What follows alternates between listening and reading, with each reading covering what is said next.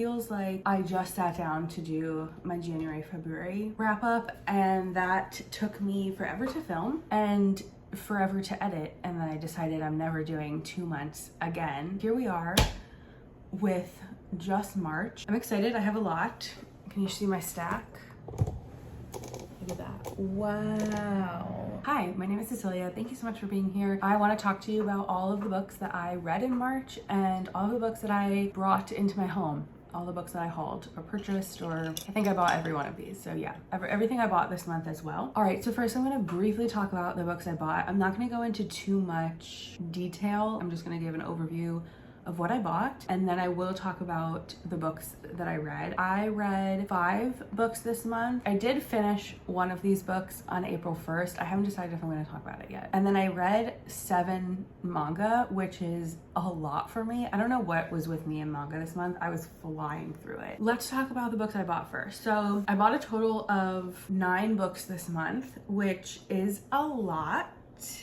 7 are books, 2 are manga. However, I will say that it is my birthday at the end of March, and I did buy 3 of these books on my birthday, so I didn't get a chance to read them yet. I picked up these 2 books from Barnes & Noble really early on in the month. The Dream Hotel by Laila Lalami, which I actually read, and so I will talk about this in this video. And then Mutual Interest by Olivia Wolfgang-Smith. I picked up the Dream Hotel because I wanted to start reading some of the books that were longlisted for the Women's Prize, and I saw Mutual Interest on a table display at Barnes & Noble, and I was really gravitated by it. Mutual Interest is a historical fiction novel. What I kind of gathered from the synopsis is that it takes place both in Utica, New York and New York City, and it's about this man and this woman who kind of enter into a lavender marriage, and I think somehow it gets like out to the public or out to the press or something. It sounds really interesting. I have family connections to Utica, so I don't know, I was just kind of excited to read. I don't think I've ever read a book that takes place in Utica. So these are the 2 I bought from Barnes & Noble early in the month. Another book I picked up off the Women's Prize long list was The Ministry of Time by Kaliane Bradley. I actually bought this off Pango, and this is another book that I read. This is the one I finished on April 1st, so I'm not gonna say too much about it. I might add it into this video. I'm gonna check, maybe I'll check how I'm doing on time if I talk about it. If I don't talk about it, this will be my April wrap up. Then went to a used bookstore and I picked up 3 more books, 2 manga and a book. Let's talk about The Prisoner's Throne first. So this is by Holly Black. This is the sequel to The Stolen Heir. I've been kind of procrastinating buying / reading this because when I read The Stolen Heir, I personally could have benefited from a reread of the Cruel Prince trilogy, and so I knew that when I read this, I wanted to reread 4 of those books, both the Cruel Prince trilogy and then The Stolen Heir, and then read this. So I've been kind of putting off buying it because I knew I wasn't gonna read it for a while. But I found this. I got it for $12, so about half off. That's not bad, and it's also signed. I didn't realize it was signed until after I bought it and was like looking through it, but I feel like for someone to get a signed book and then donate it, it doesn't necessarily bode well for the book. Anyway, at the same bookstore, I did pick up 2 manga volumes. Heaven's Design Team Volume 2. I had actually finished Volume 1 of this that morning and then saw this one at the store and picked it up. I actually did read this, so I'll talk about this a little bit later. And then the second manga I picked up is Demons of the Shadow Realm. This is by the same manga creator as Fullmetal Alchemist, and I did finish Fullmetal Alchemist this month, and I went down like a Hiromu Arakawa rabbit hole and learned a lot about her life because I was like, I need to read everything this woman has ever written. And so this is her current series. It's currently ongoing. I also have the first 2 volumes of Silver Spoon though, which is her like slice of lifey series. I don't know if I want to pick this up to kind of fill the Fullmetal Alchemist wound in me, or if I should wait because I don't want to read this and compare it to Fullmetal Alchemist. Like I feel like I should give it its own chance. So if I should read Silver Spoon next, I don't know yet. Okay, and then the last 3 books I picked up from an indie bookstore. I went to, for my birthday, my husband and I kind of spent the day wandering around Greenpoint, Brooklyn, and I went to Word, which is an indie bookstore, and I got 3 books. They all are on the same theme. So Don't really know what that says about me. Let's talk about I Hope This Finds You Well by Natalie Sue. I have been trying to hunt this book down for months. I have been wanting to read it pretty much since it came out. I finally found it in Weil. I'm so excited to read this. This is about a woman who gets in trouble from sending inappropriate work emails. The next one I picked up is Hard Copy. This is by Fien Veldman. This is a Dutch translation about a woman who has this unhealthy attachment to her printer and is asked to go on personal leave. I also picked up The Employees, this little novella by Olga Ravn. This is also a Dutch translation.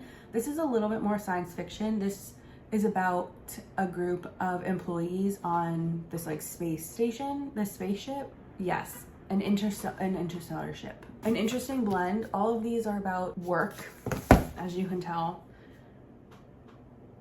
Maybe I'm going through something. Anyway, yeah, so those are the 9 things I bought in March. Of the 9, I read 3. Now that we have my haul, you know everything that I added to my shelves this month. Let's talk about the things that I took off my TBR this month. Let's talk about my one DNF this month. Okay, I started off listening to the audiobook of The Bookshop by Evan Frist. This is a nonfiction book about the history of bookstores in America, in the United States specifically. Well, I actually didn't get far enough to know if it talks about outside of the United States, so maybe that might not be true. I DNF'd this around like 15% in. I think I listened to the first chapter and then like half of the second chapter, or less than half of the second chapter. I definitely didn't read far enough into it to form an opinion, but in what I read, there was some really interesting facts. It talked a lot about Ben Franklin and like bookstores in Boston. I loved the prologue where it talked about this one indie bookstore in Manhattan. So like there were like interesting tidbits, but I don't think I retained anything, and I couldn't focus. It just wasn't really keeping my attention. Next, let's talk about the one book that I didn't really like and I wouldn't recommend, and that's Winter Garden by Kristin Hannah. Kristin Hannah and I have an uneven relationship. I will say The Great Alone by Kristin Hannah is one of my all-time favorite books. Like, I would widely recommend that to anybody, even people who don't like reading. The Nightingale by Kristin Hannah, arguably her most popular, I thought was okay. And then I read one of her earlier works. I don't even remember the title of it. I did not like it at all. And then this was like another dud for me. There's like a dual timeline here. The modern day timeline takes place at this apple orchard. It follows these 2 sisters who have very drastically different lives. The 2 sisters have this really difficult, doesn't even like begin to cover the relationship they have with their mother, but it's very obvious that their mom had like gone through some really traumatic experiences and just dealt with that in very unhealthy ways. She's very cold to her daughters, especially when they're young and growing up. The historical timeline takes place in Russia during World War II, right around when Germany invades Leningrad. The mother in this story is like retelling her childhood to her daughters in the form of a fairy tale. I almost wish, I kind of hate myself for saying this, but I almost wish that this had been a true dual timeline, because writing the more historical timeline in a format of a fairy tale and like trying to make the language really poetic just didn't work for me. I think it really created this distance between us and the mother, especially when the mother was such an unlikable character. It was hard to feel sympathetic for her, even though I knew I should have been feeling sympathetic for her because she's going through this like really incredibly traumatic experience. I just felt like the writing was flat. I thought that the dialogue was someone learning how to write dialogue, and I know this is one of Kristin Hannah's earlier books, but it just, I don't know. I was really disappointed by the writing in here. Fun fact, my grandma also didn't like it. So that was really the only book that I didn't enjoy and wouldn't recommend. Everything else I really, really loved. I'm not giving ratings in this video because my ratings are absolutely meaningless, but I think I had maybe like 2 5 stars in this stack, and everything else was like probably like a 4.5, like really, really strong 4 stars. So when I was ranking these, like trying to figure out the order in which I wanted to talk about, the next book feels like, because I'm going to talk about it now, it feels like it should land in like the 3-star zone. But I just want to emphasize that this book was incredibly close to being a 5-star read right up until the end, and that's Yours Truly by Abby Jimenez. I was shocked by how much I liked this book, especially because I didn't really love Part of Your World. I also listen to audiobooks primarily when I'm doing other things, like cleaning or running errands, or sometimes when I'm doing like a really tedious task at work, I'll listen to an audiobook. I was so wrapped up in this book that I found myself just like sitting at my desk at work in the office, just like frozen because I was listening to the audiobook and could not do anything other than listen to this book. One of my favorite things about Yours Truly is how much Abby Jimenez trusted like us as readers and like never really strung us along. There were so many moments that Abby Jimenez could have drawn out for much longer. Like, for example, when Jacob and Brianna first meet, they like both kind of get off on the wrong foot and they butt heads, and she could have drawn out this like rivals to lovers type of situation, and she didn't. Like, she had them explain themselves right away. And the same thing, like they both were kind of keeping things from the other person, and there could have been secrets that were kept for much longer and used as like mini crises building up to like the 3rd act breakup. It felt very much like Abby Jimenez made a list of tropes and like outlined her story based off those tropes, and then as she was writing characters, the characters kind of swallowed them up and like they didn't make sense anymore, and so she didn't force those tropes to exist. My one issue was really just a personal preference. I really didn't like the ending. Sorry. What happened at the end just kept popping up, not just in this book alone. Like, there were other characters that had this same like plot point going on. It happened in like one of my favorite TV shows, and I was kind of bummed about that too. Like, maybe I was just a little overwhelmed and like seeing this a lot, but I personally didn't love it. If I was going to talk about the Ministry of Time in this video, I would put it here, but for the sake of time, I'm just going to talk about this in my April wrap up. The next book I'm going to talk about is another book that I really loved as well, and that's The Dream Hotel by Laila Lalami. I think of all the books that I have to talk about, this is probably my most thought-provoking. This follows Sarah. She's being detained at this facility that's specifically for women who have the potential to commit a crime. So she hasn't really been convicted of a crime, but she has been like flagged as a threat and someone who could potentially commit a crime, and so now she's being detained and her behavior is being assessed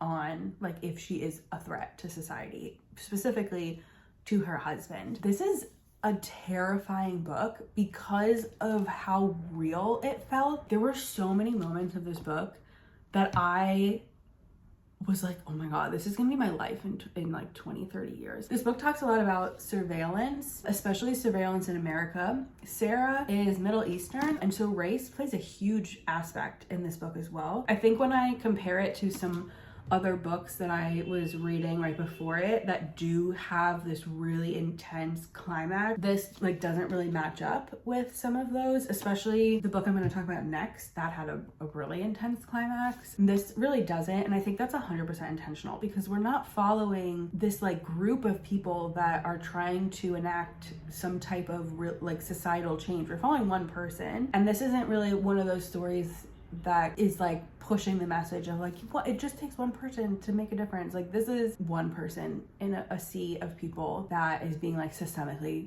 repressed. I think one of the reasons I have a hard time talking about this book, it feels bleak. Some other books I read, it feels like, yes, like all these hard things are happening, but like look at the perseverance. Like, it feels hopeful. This book does not feel hopeful. This book feels terrifying. This book is like a horror novel for me. The writing in here felt so scary, so intense, like really the sentence structure, but also scenes and the emotion that she was pulling through. I had to stop reading this at night because can you move that? Thank you. I had to stop reading this at night before bed because I truly thought like something so bad was gonna happen that it was gonna give me nightmares. And looking back on finishing this, that is so silly. Like nothing bad happens nothing nightmare, well, I can't even say that. Like it is so scary. This book is so scary. There's nothing gory or gruesome that's happening here, or like violent that's happening here that would give me nightmares typically. It just read like that. One last thing about the Dream Hotel. The main way that the people being detained are being like monitored is from their dreams. That's a huge element of this book. It seems obvious, but who I was when I started this book didn't really realize this. We get glimpses of her dreams in here, and the way that her dreams are written is so smart because some of the dreams feel real. You start reading this passage that feels like it's just the next part of the book, and then she wakes up, and us as the reader kind of have this moment of like disorientation as well. And then you have other dreams in here that are very dreamlike, and it's very obvious right away that you're dreaming. So I just loved that as well. I thought that was so smart. Okay, I think I've talked enough about the Dream Hotel. The next book I want to talk about is probably one of the hardest books I've read in a long time, and probably like subjectively the best book I read this month, but because of the content, I just feel icky about putting this into like my widely recommend everyone should read this category, because it's a really tough book. All right, anyway, this is The Book of Night Women by Marlon James. The Book of Night Women follows this young woman named Lilith who is born into slavery on a plantation in Jamaica, and the story starts off like the first chapter. I hope this is not too much of a spoiler, but in the first chapter she kills a man who is attempting to rape her. She gets reassigned to the main house, where she becomes close with some of like the other slaves in the main house as well, and they kind of loop her into their plans for an island-wide slave revolt that is led by women. That's like very surface level. I would encourage you to check trigger warnings for this. There's on-page murder, on-page sexual abuse,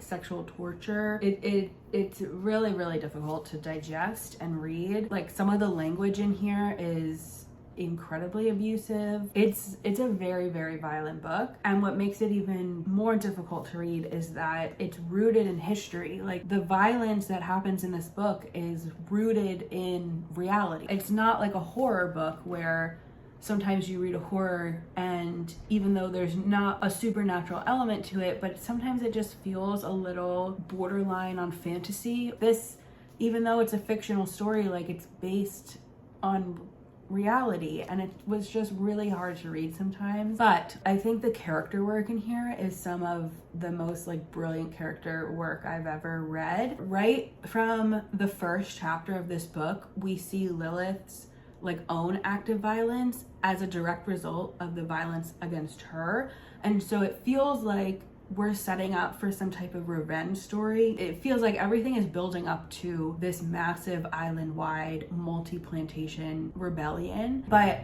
at the same time it's not this like clean-cut story of like rebellion and revenge. There's a lot of really three-dimensional character work going on. We see her grappling with young adulthood, we see her grappling with guilt, and the choices that she makes based out of guilt or based out of extreme circumstances are not necessarily what you would think that she would do. I'm trying not to spoil a lot. Obviously, this is a slave narrative, so there's a lot of discussion on race and class. It's heavy, but it was really, really good. I will say I almost DNF'd this around like 45 pages in. It took me days to read 45 pages, and then somehow I was like, I'm gonna give it like one more good intentional read, and it just like everything just like clicked, and I'm so happy I didn't DNF this. This is definitely a book I could see myself rereading in a couple years. Okay, one last book I have. This is pretty much the only book that I would widely recommend. I guess, I don't know, I would really recommend like pretty much everything. If you take away one book from this video, I think it should be this. This is a memoir, and it's The Girl Who Smiled Beads by Clemantine, Wamariya, and Elizabeth Weil. This is a memoir. I tandem read this. I listened to some of the audiobook and then read some of it physically. This is Clemantine's story of her displacement during the Rwandan genocide. I will say, like, right up front, this is not an educational tool. So if you're like looking to learn more about the Rwandan genocide or this conflict, like, this is not going to be the book that teaches you about it. This is very obviously one person's experience, and she's not trying to teach us. She's just like, this is what happened to me. And so it follows Clemantine and really her sister. The two of them move around. They start off by moving to their grandma's home, and then from there they're displaced and move from refugee camp to refugee camp, and then eventually they are granted refugee status in the United States and end up moving to Chicago. The story is not told chronologically. We hop around in time. It's not even like a then and now comparison. It just flows so organically, even though it's non-linear. I really loved that. I think the writing in here is amazing. Like, sometimes you read a memoir and it's not necessarily like, the story is interesting, but the writing is kind of bland. I thought this was really well written. Clemantine in here, like, doesn't hold back either. I think there's a lot of really raw, vulnerable moments. There's a lot of honest discussion about her relationship with her parents after she is separated from them. There's a lot of like real conversation about her relationship with her sister and kind of the like burden that Clemantine is on her sister. Her sister is much older than her and has to not just deal with being a refugee and like losing her family, but also now taking care of her younger sister. There's a lot of conversation about Clemantine's assimilation into American culture. So I really thought this is a really well-balanced story between retelling events that happened and then just talking about how those moments shaped who she is now. Anyway, I thought this was a really well done memoir and I would seriously recommend it. Okay, we're almost done. I want to talk about the manga I read this month. I read 7 manga volumes. That's genuinely crazy. I'm just gonna talk about them chronologically. I finally finished my reread of Fullmetal Alchemist. I read the 17th and 18th volumes from this beautiful collector edition, and then I also rounded out with the complete 4-panel collection. So I don't have much to say about these other than if you have never read Fullmetal Alchemist or watched the anime, it is one of the best stories across all mediums. I would highly recommend it. All right, next I read the 10th and 11th volumes of Pretty Guardian Sailor Moon. I've been collecting these and reading these for maybe about like 2 or 3 years now, and I just discovered that the 12th volume is virtually impossible to get, so I don't know when I'll be finishing the series. I didn't grow up with Sailor Moon, so this is like my first experience with Sailor Moon, and I have to say these volumes were both a little disappointing, and like maybe this is just because I finished Fullmetal Alchemist, which had such a steady progression up until the climax. Like, this volume does not feel like it's the second to last volume in a 12-volume series. It just, we started a brand new story arc, and this arc especially feels so repetitive to like everything we've already done already. Whereas like the arc in this that wrapped up, I don't know, I kind of liked it. There's like new characters being introduced. Like, I don't know. I was a little disappointed. Okay, last but not least, I also read the 1st and 2nd volumes of Heaven's Design Team. So I did buy this month. It's kind of kooky. Like, it's not the best manga I've ever read, but it's super light. It's a slice of life. I would describe it as a workplace comedy. I love the different like designers in here and how they're all like a little bit different. I would say if you like workplace comedies / you also are the type of person that when you play Animal Crossing and you donate a creature to the museum and you always get the fun fact from Blathers, I think you would like these. All right, this was everything that I read in March. That's like actually really impressive. I feel like that's a lot of stuff. All right, this is everything that I read in March. I hope you had a good time watching this video. If you've read any of these or if any of these sound exciting to you, please let me know. I'd love to talk about them. Clearly I didn't talk about them enough, so I'd love to talk more. Coming up, I have a bookshelf reorganization video That is currently the bane of my existence, so I really appreciate it if you check it out. Thank you so much for watching, especially if you stuck around all the way to the end. I really appreciate it, and I hope to see you again soon.